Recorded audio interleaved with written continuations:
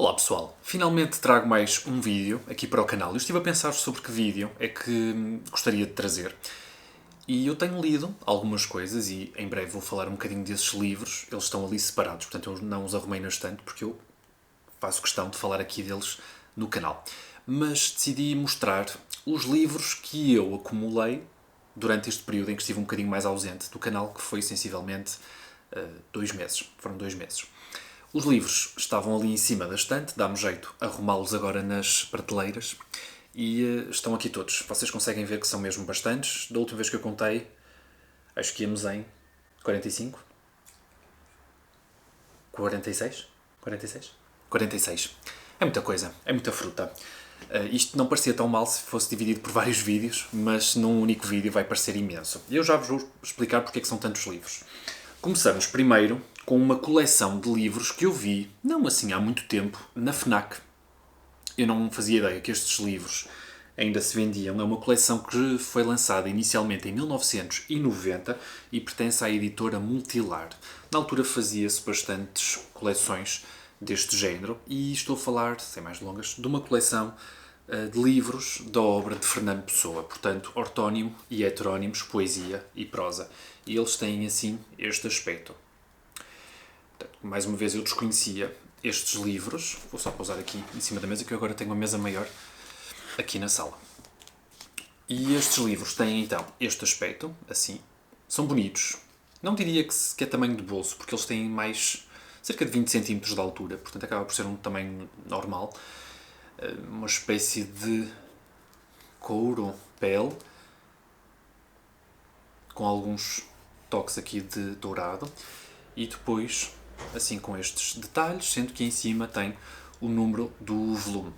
Neste caso será aqui o volume 1. Atrás não tem absolutamente nada, e posso mostrar-vos o que é que esta coleção contém. Portanto, além de ter assim detalhes bonitos com algumas fotos, em todos os volumes, por exemplo, deixem-me ver, tem aqui mais fotos, sendo que esta igreja é o campanário da Igreja dos Mártires, o sino da minha aldeia é o da Igreja dos Mártires ali no Chiado. Portanto, mais coisas. Pronto, nesta aqui não terá assim tantas fotos. E então, aqui no plano geral da obra, tem aqui numa das primeiras páginas, vocês têm a proposta desta coleção. Portanto, volume 1, resenha cronológica da vida e obra, cancioneiro, poemas soltos. Depois no volume 2 tem a continuação do cancioneiro, poemas soltos, poemas ingleses e poemas franceses. Depois quadras populares, poemas dramáticos, mensagem. Depois entramos nos heterónimos, poesias de Álvaro de Campos, poemas de Alberto Caeiro, odes de Ricardo Reis, para além do Outro Oceano de Coelho Pacheco, poemas de Bernardo Soares, poemas traduzidos, contos de raciocínio, cartas de amor, textos diversos 1, e aqui já estamos na prosa, textos diversos 2 e 3, textos diversos 4, textos da Revista de Comércio e Contabilidade, textos de Álvaro de Campos e termina com o livro do Desassossego, Regresso dos Deuses. Do que me parece, o livro do Desassossego, que está no último volume, tem cerca de 200 e poucas páginas, e até comentamos aqui entre nós que talvez fosse apenas a parte habitualmente atribuída a Bernardo Soares. E então a coleção foi esta. Eu comprei mais ou menos na altura da Black Friday, se não estou em erro. Aqui estão os 10 volumes. Vinha toda ela bem empacotada e ficou com 20% de desconto direito. Portanto, ainda ficou mais barato, sensivelmente a 4€ e pouco por volume. O que não me parece de todo um mau investimento, e ficamos já com uma bela amostra da obra de um dos maiores escritores portugueses de sempre. E apesar de já ter lido alguma coisa, portanto, mais precisamente do Fernando Pessoa, terei lido ali a primeira parte do livro do Desassossego, depois não dei seguimento. E alguns poemas, portanto, dispersos. Portanto, ter esta coleção vai ser um incentivo para mergulhar um bocadinho mais aprofundadamente na obra deste escritor. Passemos então agora a mais. Depois aqui 2 livros que foram comprados numa livraria que nós habitualmente não visitamos assim tanto, foram comprados online, mas essa livraria também tem algumas lojas físicas, que é a M-Books.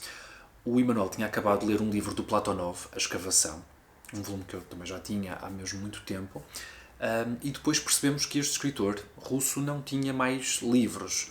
cá publicados, à exceção deste outro livro chamado Jan, ou Diane, ou A Alma, também editado pela Antígona. E a M-Books tinha este livro no catálogo deles e nós decidimos comprar. E foi mais ou menos na altura da Black Friday, portanto estava a um excelente preço. Um livro novo. A M-Books costuma ter livros que já estão fora de circulação, ou já não são assim tão apetecíveis, digamos assim, e vocês às vezes encontram lá algumas preciosidades, como foi aqui o caso. Portanto, quem eram os Jan? Fugitivos e órfãos de toda a parte, escravos, velhos, extenuados que tinham sido expulsos, mulheres que traíam os maridos e com medo fugiam, raparigas que vinham e ficavam para sempre porque amavam homens que morriam e não queriam mais ninguém para marido, pessoas que não conheciam Deus, que troçavam do mundo, criminosos. Um povo perdido que não tinha nada, além da alma, só o coração no peito. E aqui temos uma tradução do António Pescada, que é quem traduz muitos dos clássicos russos que nós agora temos disponíveis.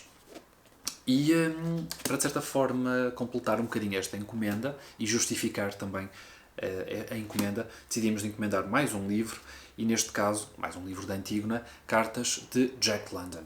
Um volume ainda bastante grosso, e eu li aqui a introdução e percebo que foi uma seleção que a Ana Barradas fez de uma coletânea bem maior de cartas de Jack London. E Jack London era este escritor aqui, que entre outras coisas escreveu O Apelo da Selva, The Call of the Wild, que é um livro bastante conhecido e que assim eu já li. Continuando. Numa ida à Bertrand, nós reparamos que eles estavam a fazer uma coisa bastante curiosa, que habitualmente não fazem, ou pelo menos nunca vi, que era juntar pequenos grupos de livros, acho que eram 3 ou 4, e colocá-los todos a 50% de desconto. E eles fizeram isso para os livros do Rubem Fonseca, fizeram isso para... agora falha-me qual era o outro montinho de livros que eles tinham, mas então um dos grupinhos de livros que eles tinham feito era dos livros do Harry Miller, neste caso a trilogia da Rosa Crucificação, acho que é assim que se chama. Rosa Crucificação, exatamente. Sendo que tem o Nexus, okay,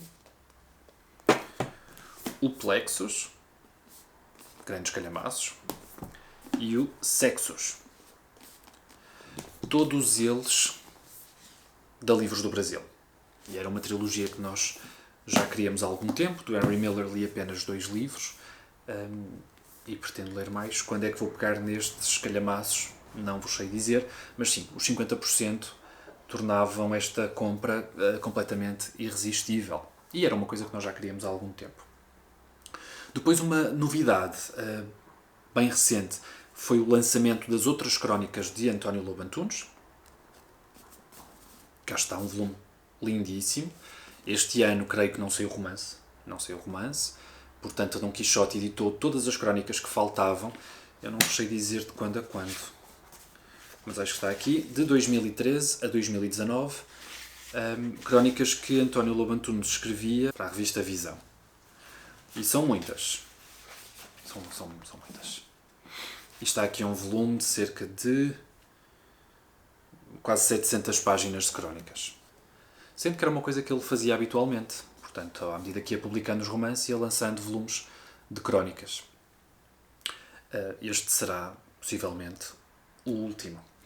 Depois, já não sei onde é que se comprou isto, sinceramente, mas o Emanuel está muito investido neste escritor francês, está a gostar bastante de explorar a obra dele, e neste caso trouxemos a possibilidade de uma ilha, que fala sobre a humanidade desapareceu e com ela o amor, as emoções e o culto da eterna juventude. Num futuro inquietante, o mundo é habitado por clones de seres humanos extintos. Estes clones parecem ter comprado a imortalidade com a perda da capacidade de sentir emoções autênticas. Neste mundo, Daniel 24 e Daniel 25, duas misteriosas personagens, encontram o diário do seu antecessor, Daniel 1, famoso pelos pensamentos cáusticos e provocadores, imbuídos de uma visão fria e cruel da existência. A leitura destes diários levará Daniel 25 a partir em busca de uma possível ilha utópica, pondo em risco a sua imortalidade. Portanto, lembra muito vários conceitos de ficção científica e deve ser um livro interessantíssimo aqui, deste escritor francês, sempre interessante, sempre polémico. Continuando. Estes, se não estou em erro, foram comprados na FNAC. Portanto, nós tivemos aqui várias promoções desde logo a Black Friday, e nós fizemos questão de aproveitar aqui algumas promoções, e a FNAC tinha descontos mesmo especiais, principalmente em livros de língua inglesa. E estes foram comprados na FNAC, sendo que os descontos, estamos a falar de descontos na ordem dos 60%, 70%, acho que em alguns casos. Vou começar a falar aqui da Shirley Jackson, mais um volume da Library of America, que é uma coleção de livros que procura reunir a obra de escritores consagrados, escritores americanos. E neste caso temos a Shirley Jackson, que acaba por ser o segundo volume que temos desta escritora, desta coleção. E aqui neste compêndio temos 4 romances dos anos 40 e 50, The Road Through the Wall, Angstman, The Bird's Nest e The Sundial. Portanto, já temos grande parte da obra desta grande escritora que ficou conhecida com Sempre Vivemos no Castelo e The Haunting of Hill House. Exatamente. Pronto, já ficamos aqui com grande parte da obra da senhora. Sendo que os Library of America são todos em capa dura e têm todos este aspecto fabuloso por dentro. Lembram muito o Everyman's Library, que é uma coleção que nós também gostamos bastante. Depois, vimos na FNAC também este livro do Richard Yates, The Collected Stories, sendo que aqui nós temos grande parte dos contos que o escritor publicou, tendo aqui como começo aquela que é a mais conhecida coleção de contos do Richard Yates, que é 11 Kinds of Loneliness, portanto 11 tipos de solidão, que está cá editado em Portugal pela Quetzal, e depois outras coletâneas de contos deste escritor mais conhecido pelo seu romance Revolutionary Road, que teve também direito a uma adaptação com o Leonardo DiCaprio e a Kate Winslet. Tem aqui outra coletânea de contos chamada Liars in Love e Uncollected Stories, portanto histórias que não estavam propriamente reunidas em nenhuma coletânea. Estas edições são da Vintage, são lindíssimas, e uma das edições que nós temos do Revolutionary Road é precisamente também da Vintage e tem uma ilustração assim parecida com esta. E é um calhamaço também, de cerca de 500 páginas, mais ou menos. Continuamos com uma outra coletânea também de contos, neste caso da escritora Muriel Spark. Nós, aqui há uns tempos, vimos uns vídeos do Adam, Memento Mori, vídeos bem antigos, porque o Adam deixou de fazer vídeos para o YouTube, e num dos vídeos ele falava assim, um bocadinho mais aprofundadamente da paixão que tem por esta escritora em particular e também de ser este uma das razões para ele ter dado esse nome ao seu canal, Memento Mori, devido aqui a um dos romances da escritora. E nós percebemos que não tínhamos nada da Muriel Spark nas nossas estantes e então, estando este livro tão baratinho na FNAC, decidimos trazer toda esta coletânea com mais de 500 páginas, quase 600, e finalmente ter um gostinho da senhora. Quando? Não sei, mas já cá mora. E, por fim, para celebrar um bocadinho esta quadra festiva, decidi também comprar um livro de uma escritora supostamente conhecida, não é? Que dispensa apresentações, que é a J.K. Rowling, com a sua obra The Christmas Pig, portanto, o porquinho de Natal. Esta edição é maravilhosa e eu queria esta edição em inglês porque é mesmo lindíssima e esperem até verem como é que ela é de baixo. É espetacular. E conto ler ainda... Desculpem, estão os cãezinhos lá fora. E conto ler ainda este Natal. Não sei absolutamente nada, mas ainda é um livro com as suas 300 e poucas páginas. Portanto, digam-me se já leram este livro. Estes aqui penso que também foram comprados na FNAC. E temos aqui o grande clássico moderno da literatura, Clube de Combate, do Chuck Palahniuk. Ninguém quer morrer sem algumas cicatrizes. Portanto, o livro que deu origem depois à adaptação tão conhecida com o Brad Pitt. Neste caso, tem aqui muita coisa para se ler. Mas quando foi publicado pela primeira vez, o Clube de Combate apresentava-se como um livro sobre o submundo de rapazes revoltados com o sistema capitalista, com o consumismo compulsivo e com o culto das celebridades que nunca chegariam a ser. Hoje é considerado uma obra de culto, tendo sido adaptada ao cinema por David Fincher e interpretado por Brad Pitt e Edward Norton. E, por incrível que pareça, eu nunca vi o filme. Já tentei aqui há uns tempos, mas lá está. Provavelmente numa altura em que estava com muito sono e acabei por adormecer, não vi o filme todo. Mas esta é uma edição relativamente recente da Marcador e finalmente temos o livro aqui nas estantes. Digam-me se já leram este livro e se já viram o filme e se recomendam. E depois trouxemos também da FNAC uma grande promoção, cerca de 50%, e é assim que nós aproveitamos para comprar grande parte destes livros, esperando por promoções e investindo em livros e autores que realmente queremos explorar e conhecer. Neste caso, trouxemos a informação do escritor Martin Amis, com cerca de 50%, se não estou em erro, aqui com uma frase que diz que Martin Amis é o melhor escritor inglês da sua geração, creio que o senhor, entretanto, já terá falecido. E este aqui chama-me a atenção, porque é um romance sobre romancistas. Richard Toll e Gwen Barry, acho que é assim que se diz, ou Gwen, não sei, são dois romancistas na casa dos 40 e amigos desde a faculdade. Richard Toll tinha pela frente um futuro brilhante, mas a sua carreira estagnou e agora tem um emprego medíocre na imprensa e escreve recensões críticas para uma obscura revista literária.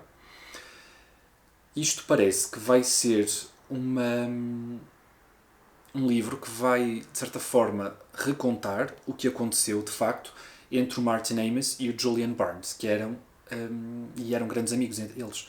E depois houve ali uma ruptura e vou tentar, se calhar, perceber se o que de facto aconteceu na vida real está retratado aqui neste romance.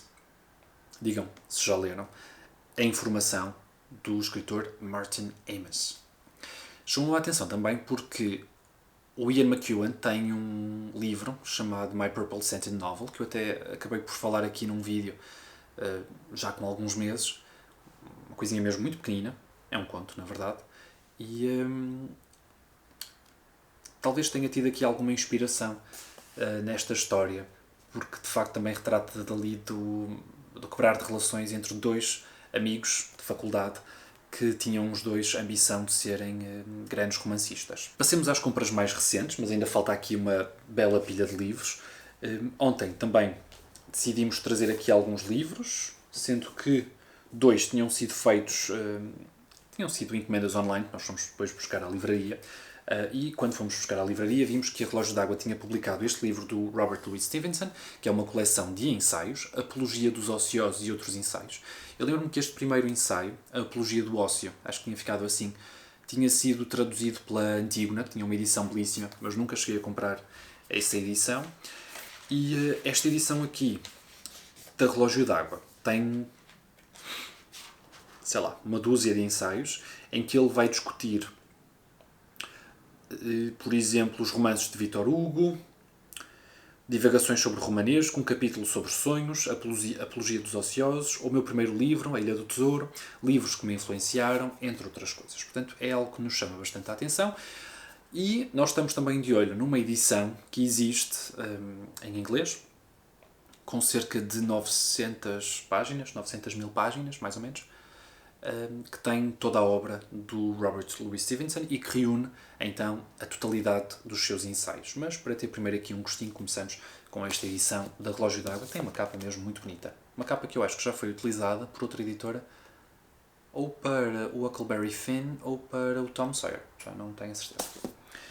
E a encomenda que nós fizemos e que fomos buscar à livraria foi dos contos completos da Catherine Mansfield, também da Relógio d'Água, uma escritora britânica, com uma relação especial com a Virginia Woolf e com o T.H. Lawrence. E temos aqui tudo o que ela escreveu no conto. Portanto, são 700 páginas. É muita página, é muita obra nesta edição bastante bonita da Relógio d'Água, com o papel, aquele papel que os caracteriza, um papel mais pesado, torna esta edição bastante densa e a diagramação depois também a compactar tudo um pouco mais. E o terceiro e último livro dessa encomenda foi aqui Os Telhaços, do escritor Bret Easton Ellis. Nunca li nada deste escritor. Esta é uma novidade cá em Portugal, pela ASA, sendo que este é um livro que vai retratar um pouco da própria vida do escritor. Deixem-me cá ver, vou ler aqui o blurb da NPR. Bret Easton Ellis não publicava um romance há 13 anos, a espera valeu a pena, Estilhaços é sofisticado, paranoico, elegante, sombrio e com as breves explosões de sexo e violência que caracterizam a sua obra. O autor de Psicopata Americano é sem dúvida um género em si mesmo. Há não muito tempo vi pela primeira vez por completo o Psicopata Americano, foi uma adaptação que eu gostei bastante, não tive a oportunidade ainda de ler o livro, um dia será lido, mas vou começar aqui com este estilhaços. E devemos ir mais ou menos a meio, portanto, não sei se querem servir de um cafezinho ou de uma chávena de chá, vamos continuar. Este próximo livro foi uma compra que nós fizemos na Amazon, é um livro que o Emanuel tinha bastante interesse, de um escritor que venceu o prémio Pulitzer, sendo que eu deste escritor já tinha um outro livro, que era As Aventuras de Cavalier and Clay, que foi oferecido pela Olga. Neste caso, este livro é o Wonder Boys, com esta edição bastante bonita, sendo que aqui a revista Esquire diz que este livro é deliriously funny. Portanto, incrivelmente divertido. E este também vai falar acerca de um romancista que está com dificuldades para terminar a sequela, ou não a sequela, mas o romance seguinte ao seu romance de estreia. E que vai ter aqui alguma dificuldade. Parece muito bem este livro. E tem cerca de... parecendo que não. Tem quase 600 páginas. E parece bem pequenino. Depois, como vocês devem saber, não sei se ainda estão recordados, na verdade, porque já foi há algum tempo, eu partilhei que estava a ler o livro do José Régio, O Jogo da Cabra Cega. Estava-me a falhar agora o título. Foi um livro que eu deixei por terminar, com 2/3 lidos, mas quando voltar a ele, não parece que seja aquele tipo de livro que obrigue a um recomeço, porque eu tenho a história bem presente na minha cabeça. Ficou parado enquanto eu peguei noutros livros, que depois vou partilhar com vocês. Mas estava a gostar imenso, e segundo o Virgílio Ferreira, que fez ali também um blurberzito para aquela edição, ou pelo menos a própria editora fez, a Ópera Omnia, disse que era um dos grandes romances portugueses do século XX. E tendo em conta aquilo que eu li, acho que vou concordar.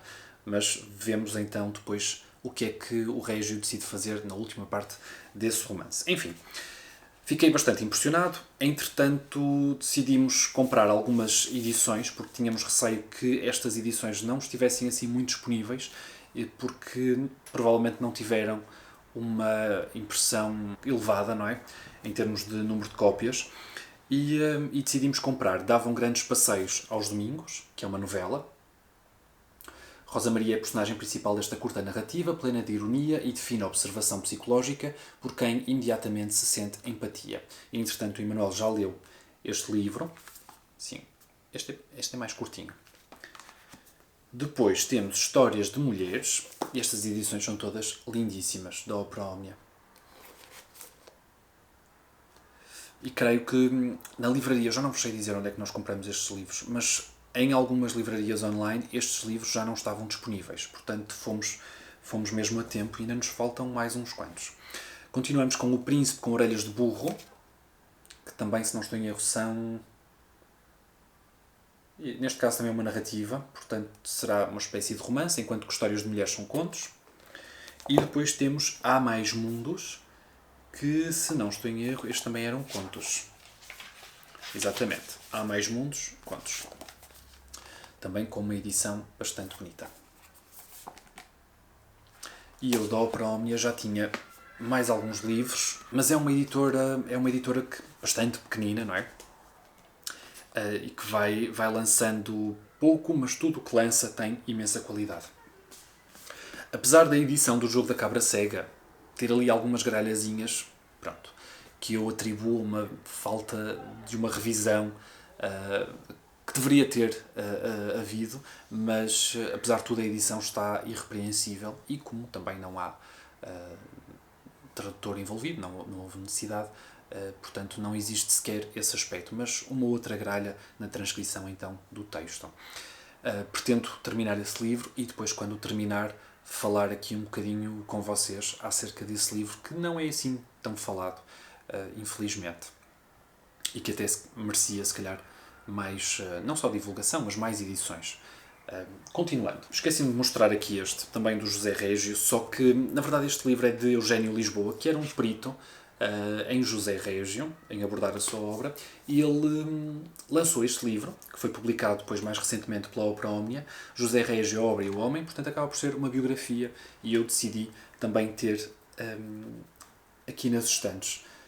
É um escritor que me vai interessar explorar, como vocês já perceberam, de outra forma não teria comprado assim estes livros todos, e seria ali do tempo de Miguel Torga, se não estou em erro. E acho que havia ali também uma ligeira rivalidade entre o José Régio e o Torga. Mas vamos ver depois aqui com esta biografia, que tem uma mancha de texto, como vocês conseguem ver, bem compacta.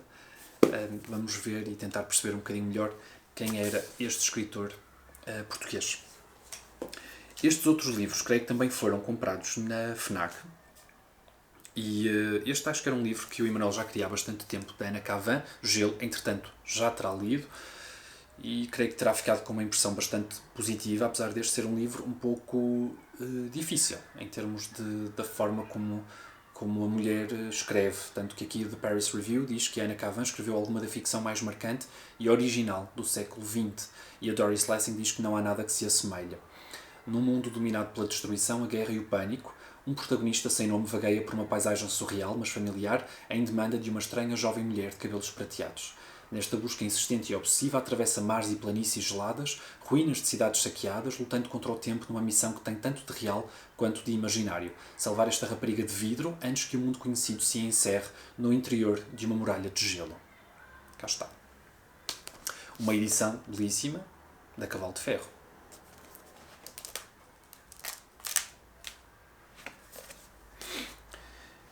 Depois, mais um livro da Library of America. Esta foi uma compra mais antiga. E eu decidi comprar este livro. Não porque tivesse propriamente um interesse em qualquer destes romances, na verdade não, mas interessa-me o escritor. E o certo é que eu não tenho nenhum livro do Kerouac. Tenho agora, não é? E esta é a edição então que compramos na FNAC, se não estou em erro, um desconto também absurdo, 70%, 80%, algo assim do género. O livro ficou bastante barato, creio que abaixo dos 10 euros, sensivelmente. Sendo que estas edições habitualmente custam para cima de 30 e às vezes para cima de 40, portanto são edições bastante caras e que sempre que aparece uma promoção desse género, e se o escritor me interessar, eu faço questão de aproveitar. Neste livro aqui nós temos 3 romances, se assim se pode chamar: Visions of Cody, Visions of Gerard e Big Sur. Big Sur é bastante conhecido, tem também uma edição cá em Portugal, do que me recordo da Relógio d'Água, e interessa-me bastante o Kerouac. E como eu estava a dizer, eu nunca li absolutamente nada da pessoa, não tenho sequer o livro dele On the Road, mas pretendo explorar. Não sei se este vai ser o primeiro, por isso é que vocês veem que eu até decidi mantê-lo no plástico, porque não faço tensões de o ler em breve, portanto, quando tiver interesse, aí sim tiro do plástico. De momento, prefiro que ele fique bem protegido. Mas uma excelente compra, da qual não me arrependo de todo. Os livros já começam aqui a empilhar-se bastante, mas ainda tenho a maior compra deste período em que eu estive ausente para vos mostrar. Então, A Guerra e Paz.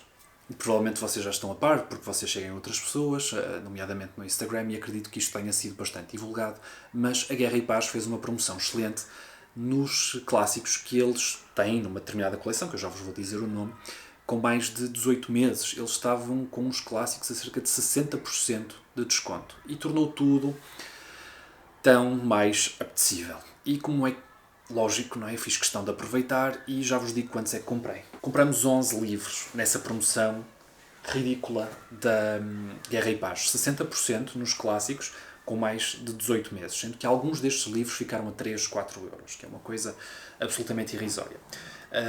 Alguns deles nós já tínhamos nas nossas estantes, em edições das quais não gostávamos assim tanto, portanto vamos fazer questão de nos livrarmos dessas edições.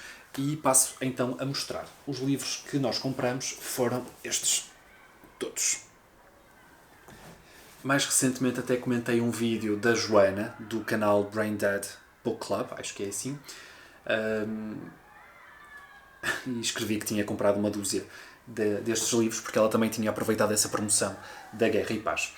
Então, começo por este. Quincas Borba era o único livro que me faltava do Machado de Assis para completar aquela que é conhecida como a sua trilogia realista, apesar dos livros não terem propriamente elo de ligação além desse facto, serem habitualmente agrupados. Portanto, Quincas Borba era o único que me faltava. Entretanto, já tinha o Memórias Póstumas de Brás Cubas e o Dom Casmurro, esse sim lido já há alguns anos. Faltava então o Quincas Borba. Digam-me se já leram. A edição é bastante bonita. E a coleção chama-se então, muito simples, Clássicos de Guerra e Paz. O Stephen Zweig diz aqui, em Machado de Assis, a mistura de humor ligeiro e de ceticismo deliberado dá a cada romance um charme especial. E eles têm todos mais ou menos esta grossura. Creio que o Dom Casmurro será um bocadinho mais pequenino. A vantagem de ler Machado de Assis, pelo menos daquilo que eu me percebo, é que todas as suas obras têm capítulos mesmo muito curtos. Portanto, para as pessoas que valorizam bastante isso, acaba por ser uma excelente opção. A maior parte dos capítulos do Machado de Assis tem meia página de dimensão. Depois, uma nova edição deste romance fabuloso, Vermelho e o Negro, que também ficou a um preço absurdo. Mas cá está. Nós tínhamos uma edição da Civilização, assim é que é. E eu gostei bastante de ler esse livro, apesar de me ter percebido que nessa tradução havia uma palavra que ia aparecendo com muita frequência e de achar esse aspecto um bocadinho irritante, mas já não vos sei precisar qual era essa palavra. Mas nada disso tornou a leitura desagradável. Mas pronto, como o livro estava a um excelente preço, decidimos optar então por esta edição, que não é nada feia e que tem tradução aqui de Rui Santana Brito e Hélder Guégué, não conheço. O giro destas edições é que, além do texto, não é? Vocês têm uma nota introdutória e depois têm sempre uma lista de personagens no fim, para aquelas pessoas que se vão perdendo, perdem um bocadinho o fio à meada no quem é quem, não é? Depois, um livro que eu já queria uma nova edição há bastante tempo, apesar de eu ter na edição da Civilização. Não sei por que motivo não vou à bola com aquela tradução da Civilização Editora, que é o Madame Bovary, e temos aqui uma frase do Milan Kundera que diz que antes de Flaubert a prosa nunca conseguira perder o estigma da inferioridade estética, mas depois de Madame Bovary a arte do romance passou a ser considerada igual à arte da poesia. É um livro que eu tenho mesmo muita curiosidade e fiquem atentos para a minha lista de livros para 2024. Depois mais um livro que nós já tínhamos uma edição, creio que em inglês, que é o livro do Conrad, Lord Jim. Eu do Conrad li, creio que, não sei se já foi no início do ano passado, se foi no final de 2022, já não sei precisar. O Vitória. E foi um livro que eu gostei, mas sei que o Conrad tem outros livros que me vão entusiasmar ainda mais e creio que este vai ser um desses. Portanto, nós temos uma nota introdutória, temos um texto de Virginia Woolf sobre a obra de Joseph Conrad e ainda a lista de personagens. E uma frase do F. Scott Fitzgerald, o autor do Ken Gatsby: meu Deus, muito aprendi eu com ele. Cá está. Mais uma edição belíssima do Lord Jim, sendo que esta obra tem outras edições disponíveis em Portugal, nomeadamente uma edição também bastante bonita da Relógio d'Água. Outro livro que nós compramos nessa promoção da Guerra e Paz foi o poema do Camilo Peçanha, Clepsidra. Camilo Peçanha é um poeta que esteve, entre outros locais, em Macau, do que me recordo, e eu já li um poema dele aqui para o canal e que ainda está disponível, Branco e Vermelho. E temos aqui uma frase bonita de Fernando Pessoa que diz que a cada um de só 3 poetas no Portugal dos séculos XIX a XX se pode aplicar o nome de mestre. São eles Antero de Quental, Cesário Verde e Camilo Peçanha. O terceiro ensinou a sentir veladamente, descobriu-nos a verdade que para ser poeta não é mistério trazer o coração nas mãos, senão que basta trazer nelas os simples sonhos dele. Estas palavras que não são nada bastam para apresentar a obra do enorme poeta Camilo Peçanha. O mais, que é tudo, é Camilo Peçanha. Cá está, aqui um texto fabuloso de Fernando Pessoa. E depois temos aqui também ainda na contracapa que estes poemas circularam em manuscrito, Clepsidra, entre amigos e que eram muito conhecidos e invariavelmente admirados por toda Lisboa, como escreveu Pessoa. A publicação teve lugar em 1920, revelando, como jurou Jorge Sena, um dos maiores extraordinários artistas que em nossa língua haja escrito. Da sua poesia, prossegue Sena, deve realçar-se a natureza reticente e delicadíssima ou a transposição quase malarmiana dos factos, aliada a uma quebrada melancolia do dizer que só tem paralelo em Verlaine. E é curioso termos aqui tudo dele e ser uma edição tão pequenina. E veem que ele depois também tem aqui algumas traduções. portanto, do chinês para português. Curioso, não é? Mas lá está, ele esteve nesta região do globo, portanto não é assim tão surpreendente que ele tenha feito tradução de alguns textos. Depois, este escritor dispensa apresentações e as obras também. O Crime do Padre Amaro, as obras em específico do Essa estavam mesmo muito económicas, e então faz todo o sentido. Olha, tem aqui uma frase de Jorge Sena e outra de Jorge Luís Borges. O Borges diz assim: cada oração que Essa de Queiroz publicou fora limada e temperada, cada cena da vasta obra múltipla foi imaginada com probidade. O autor define-se como realista, mas esse realismo não exclui o quimérico, o sardónico, o amargo e o piedoso.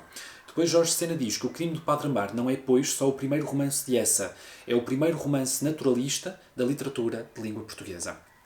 É um livro que eu acho que faz bastante sucesso, principalmente no Brasil.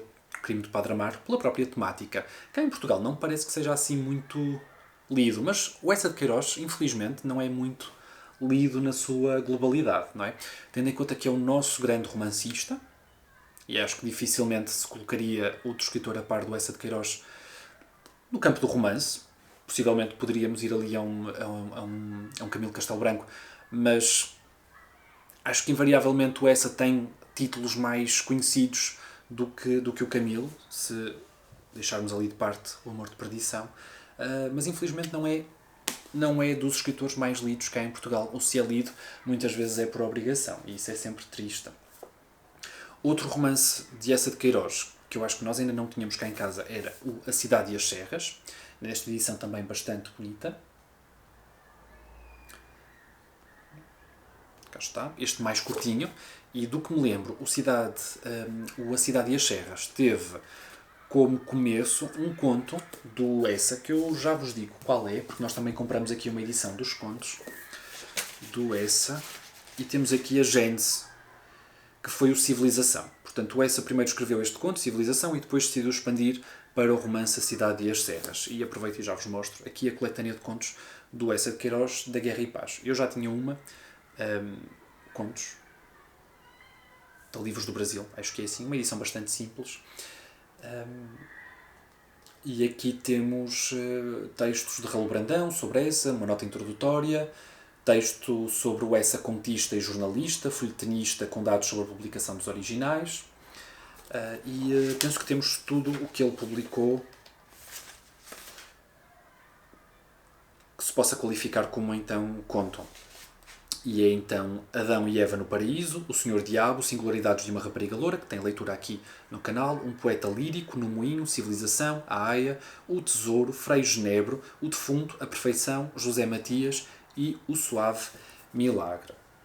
Bem bonita esta edição também. Como não poderia deixar de ser Os Maias, de Essa de Queiroz.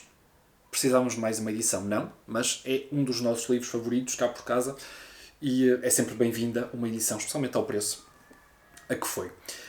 Aqui uma frase de Émile Zola que diz que essa era muito melhor do que o meu querido mestre Flaubert, que não é dizer pouco. E depois temos aqui o V.S. Pritchett, que diz que essa deve ser colocado junto a Proust como um dos maiores romancistas europeus. E às vezes é preciso um estrangeiro dizer isto para nós acreditarmos, não é? E termino com essa, portanto, mais 2 livros. O Primo Basílio, de Essa de Queiroz. Fica difícil, tendo em conta aquilo que eu li do Essa, que não foi assim tanto, ordenar as obras. Eu gosto de tudo, na verdade, não é? Mas o Primo Basílio acaba por ser uma obra mais imediata. Começamos logo